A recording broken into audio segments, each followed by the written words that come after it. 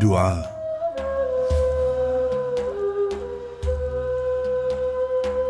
دوعا بانگ و لاڵانەوەیە کە لە بچووکەوە بۆ گەورە، لە خوارەوە بۆ سەرەوە، ڕوتێکردن، داواکردن و ناخەڵڕشنێکە لە زەوی و زەوی نشینانەوە بۆ ئەو دیوی ئاسمانەکان. کەسی نزاکار هەست بە بچووکی خۆی و گەورەی ئەو دەرگایە دەکات کە ڕووی تێکردووە، بەو پەڕی خاچی بوونەوە و هاوڕێ لەگەڵ متمانەی تەواوەتیدا بەوەی کە وەڵامی داواکانی دەدرێتەوە دەست بەرز دەکاتەوە و دەپاڕێتەوە. ئیدی ئەم کەسە خۆی و چواردەورەکەی سیفەتی ئاسمانی بوون بەدەست دەهێن و خۆی لە کۆڕی زیکری ڕۆحانیەکاندا دەبینێتەوە. ئیماندار بە ڕووتێکردنی لەم جۆرە هەروەک چووەتە سەر ڕێگەی بەدەستهێنانی هیوە و ئارەزوەکانی، بە هەمان جۆر بەرامبەر بەو شتانەش کە لێیان دەترسێت پاڵی بە دەرگانەیەکی بەهێزەوە داوە و هانای بۆ قەڵایەکی پتە و بردووە. هیوا و ئارەزوەکانمان پاڵنەری پێشکەوتن و سەرکەوتنەکانمانن، ترس و ئەندێشەکانیشمان هۆکاری تەمکین و بێداری و هۆشیارین لە بەرامبەر کردارە نەرێنیەکانمانەوە.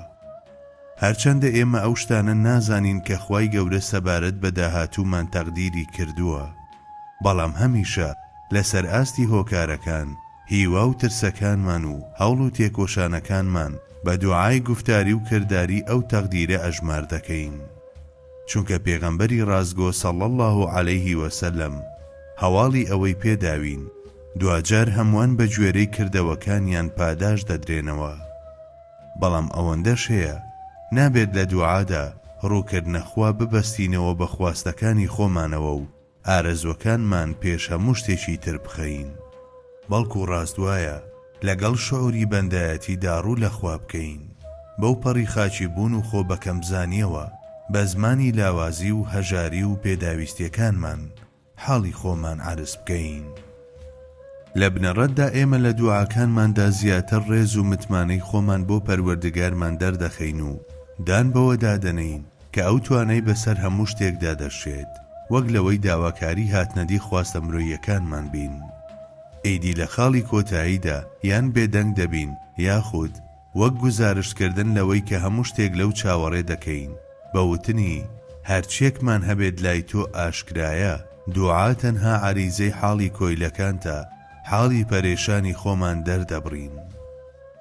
بەڵێ هەندێک جار لە قورئانەوە و هەندێک جاریش لە وتە لەعل و گەوهەریەکانی سەردارمانەوە صەڵی الله عەلەیه وسەلەم گفتارگەلێک دەهێنین و پێشکەشی دەرگانەی خوایی دەکەین و بەڕووکردنە دەرگای ئەو کە میحرابی ئەبەدیمانە شەرحی دنیای ڕۆحمان دەکەین.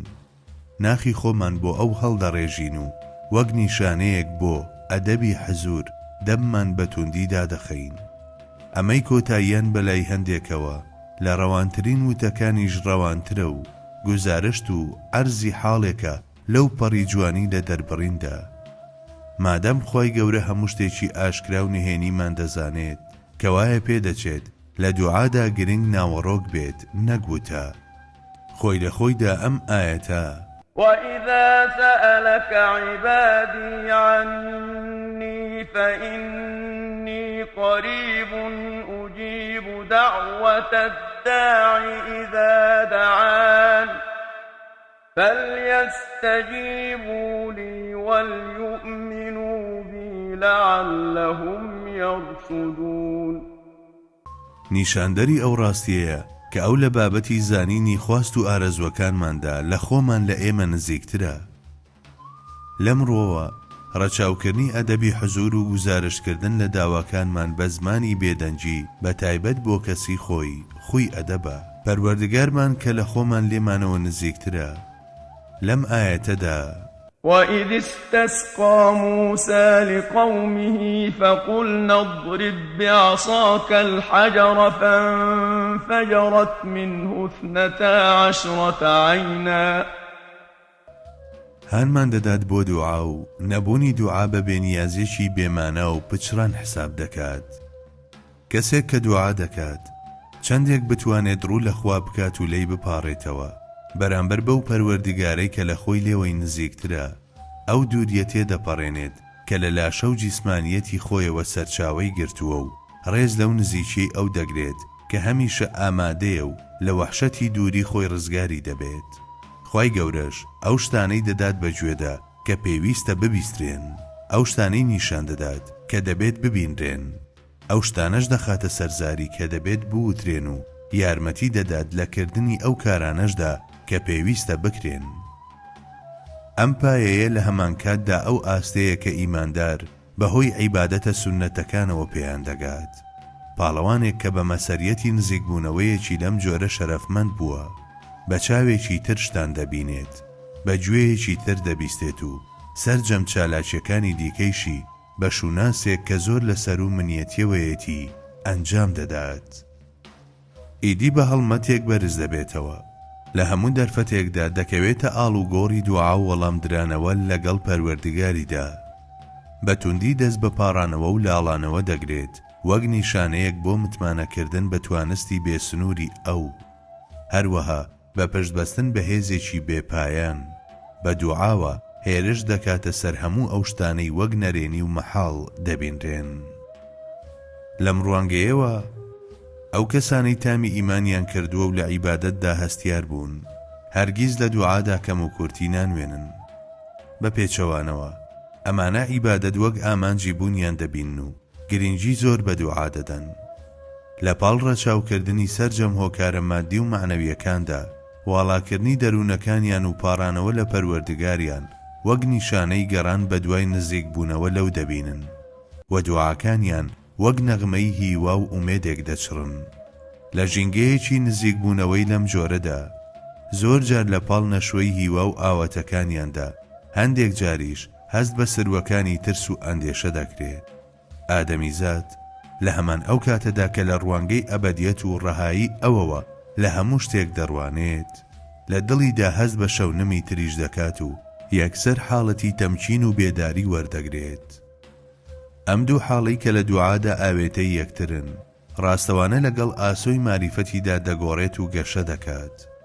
قورئان وەک گوزارشتێک لەم تێکەڵەیەی کە لە سروشتی دوعادا هەیە دەفەرموێت: ادعوا ربكم تضرعا وخفية إنه لا يحب المعتدين. لەمەشدا جەخت لەوە دەکاتەوە کە هیچ کەسێک ناتوانێت لەو بێنیاز بێت. لە پاڵ گەورەی و مەزنی و جەبەروتەکەیدا دەرگای ڕەحمەت و عینایەتی هەتا سەرپشتکراوەیە. بەرامبەر بەلاوازی هەژاری و پێداویستیەکانی ئێمە ئەو خاوەنی ڕەحمەتێکی فراوانی وەهایە کە ئێمەی بەدیهێناوە، ڕۆزیمان دەداتێ و بەخێومان دەکات، چاوی لە خواست و ئارەزوەکانمانە و هەرگیز بۆ کەسانی ترجێمان ناهێڵێت. ئەمەش لە بابەتی ئەوەدا کە هەمیشە بەرامبەر بە ئەو هەڵسوکەوتەکانمان باڵانسێکی ورد و ناسچی هەبێت شتێکی زۆر گرنگە. بۆیە ئێمە هەمیشە هاوڕێ لەگەڵ شعوری هەستکردن بە بچووکی خۆمان و مەزنی ئەودا دەژین و هەر شتێک کە بمانەوێت لە چوارچەوەی داوایەکی گوفتاری، کردداری یان حاڵیدا تەنها و تەنها لەوی داوا دەکەین و بێنیازبوون لەو بە کەشوفشێکی بێڕێزانە دەبینین. ناجدیەت و لاموبالاتیش لە دوعا و پەیوەندیەکانماندا لەگەڵ ئەودا وەک بێئەدەبی دەبینین. لە ڕووکردنە ئەودا هەمیشە هەوڵ دەدەین هیوا و ترس، ئومێد و ئەندێشە هاوشانی یەک بن. کاتێک بیر لەوە دەکەینەوە کە ئەو لێمانەوە زۆر نزیکە و وەڵامی دوعاکانمان دەداتەوە، لە هەمان کاتدا هەست بە گەورەیی مەزنی و شکۆمەندیەکەیشی دەکەین. خەشیەت لەرز دەخاتە گیانمانەوە، سەر لە نوێ چاو بە هەڵسوکەوتەکانماندا دەخشێنینەوە، تۆنی دەنگمان عیار دەکەین، هاوڕێ لەگەڵ ئەو تێبینیەدا کە لە حەزوری خوایەکی حازر و نازدار داین، لە هەمان کاتدا هەست بە چێژ و تەمکین دەکەین. دوعا بەم مانایە لەو ڕۆوە کە بریتیە لە نیشانەی عرزکردنی حاڵ لە حەزوری خوادا بێگەرترین و خاوێنترین جۆری بەندایەتیە. لە بنەڕەتدا هەموو بوون بەتوانە لێهاتن و زمانی پێداویستێ سروشتیەکانیان بەردەوام دوعا دەکەن. ئەویش لە چوارچێوەی حکمەتێکی دیاریکراودا وەڵامی هەموو ئەمانە دەداتەوە. هەموو دەنجێک دەبیستێت وا لە هەموو کەس و شتێکیش دەکات کە هەست بەم بیستنەی ئەو بکەن. ئەوەندە هەیە نابێت وەڵامدانەوەی دوعاکانمان بە هاتنەدی خواست و داواکانمان وەک خۆیان تێبگەین. ئێمە هەندێک جار تەنها بیر لە ئەمڕۆ و هەوا و ئارەزوەکانی ئێستامان دەکەینەوە. بەمەش چوارچێوەی داواکاریەکانمان تەسک دەکەینەوە. ئایندە و شتە پەیوەنددارەکانی تر فەرامۆش دەکەین، بەڵام ئەو پێکەوە ڕەچاوی ئێمە و هەم هەموو شتێکی تر، هەم ئەمڕۆ و هەم داهاتووی دوور و نزیکمان دەکات. ئەو شتانە فراوان دەکات کە ئێمە تەنگ و تەسکمان کردووە. بە گوێرەی قوڵی ڕەحمەت و حیکمەتەکەی وەڵامی فرێڕەهەندمان دەداتەوە. بەڵێ، لە کاتێکدا کە ئێستامان ڕۆشن دەکاتەوە، ئایندەمان تاریک ناکات، ڕووناچیەکانی ئەمڕۆ ناکات بە تاریشی سبەی.